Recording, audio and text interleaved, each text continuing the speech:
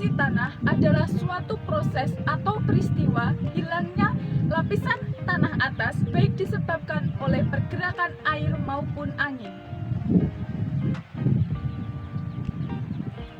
Proses erosi ini dapat menyebabkan merosotnya produktivitas tanah, daya dukung tanah, dan kualitas lingkungan hidup.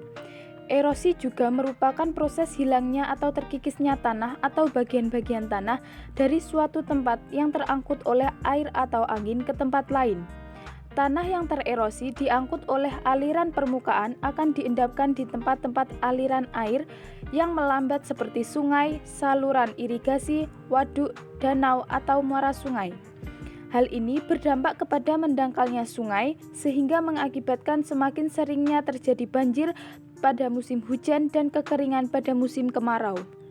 Erosi merupakan salah satu proses dalam daerah aliran sungai atau DAS yang terjadi akibat dari pemanfaatan lahan yang tidak sesuai dengan kemampuan lahan. Erosi juga merupakan salah satu indikasi untuk menentukan kekritisan suatu DAS. Besarnya erosi dan sedimentasi dari tahun ke tahun akan semakin bertambah apabila tidak dilakukan pengendalian ataupun pencegahan. Faktor penyebab erosi. Banyaknya erosi tergantung berbagai faktor yang mempengaruhinya, meliputi iklim, vegetasi, karakteristik tanah, penggunaan lahan, dan topografi. Faktor penentu terjadinya erosi. Yang pertama adalah topografi. Topografi atau tinggi rendahnya permukaan bumi juga bisa menjadi pemicu terjadinya pengikisan. Topografi akan menyebabkan terjadinya perbedaan lereng, kemiringan dan panjang lereng yang sangat berpengaruh terhadap aliran permukaan dan pengikisan. Yang kedua adalah tanah. Tanah menjadi faktor penentu berikutnya. Beberapa hal dari kondisi tanah yang bisa menyebabkan pengikisan antara lain ketahanan tanah terhadap penyebab kerusakan baik air hujan atau aktivitas di permukaan dan kemampuan tanah untuk menyerap air. Yang ketiga, vegetasi. Faktor penentu terjadinya pengikisan yang terakhir adalah vegetasi. Kehadiran vegetasi di atas permukaan bumi akan mempengaruhi aliran permukaan dan pengikisan. Yang terakhir adalah manusia.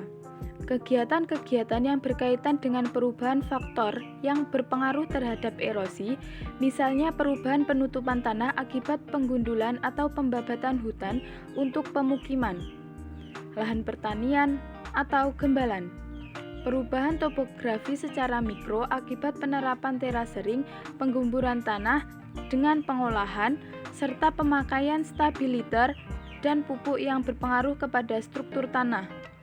Kebiasaan masyarakat untuk menetapkan awal bercocok tanam pada bulan dengan curah hujan yang tinggi, baik untuk persawahan, perladangan, maupun perkebunan.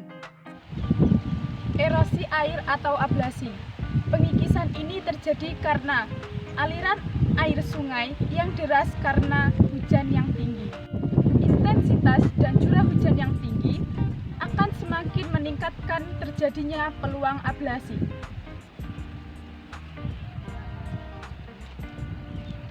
Cara mencegah erosi.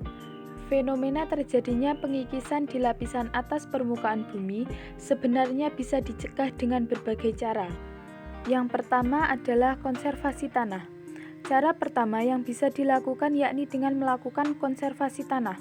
Upaya ini dilakukan untuk mencegah dan menghambat terjadinya pengikisan tanah. Pemilihan vegetasi yang tepat menjadi kunci suksesnya upaya konservasi. Pastikan menggunakan vegetasi yang memiliki kemampuan untuk bertahan dalam berbagai kondisi cekaman. Yang kedua adalah terasering. Kita mungkin sudah tidak asing lagi dengan sistem terasering yang biasa dijumpai pada lahan pertanian di dataran tinggi.